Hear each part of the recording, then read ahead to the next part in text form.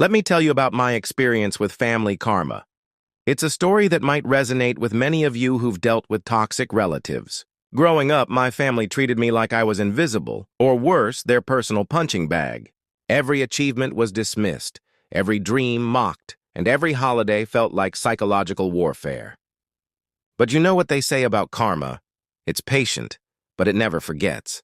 Years passed, and I focused on building my own life, healing from the trauma and becoming successful despite their predictions of failure. I moved to a different city, started my own business, and created a support system of friends who became the family I chose. Then, like clockwork, karma came knocking.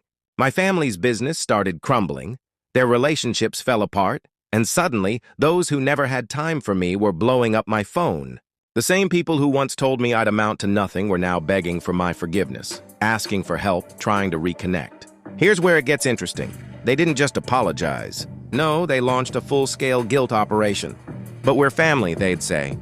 Blood is thicker than water. They'd remind me of the few good moments, conveniently forgetting years of emotional abuse. They even enlisted other relatives to pressure me into forgiving and forgetting. You know what I did? After much soul-searching and therapy, I made the hardest but healthiest decision of my life. I cut them off completely. Because here's the truth, sharing DNA doesn't give anyone the right to abuse you. Sometimes the most powerful thing you can do is walk away and choose your own peace. The biggest plot twist? Cutting them off wasn't just about karma or revenge. It was about finally loving myself enough to say no to toxic relationships, even when they come wrapped in family packaging. Remember, forgiveness is optional, but self-respect is essential. Your life is too precious to waste it on people who only value you when they need something.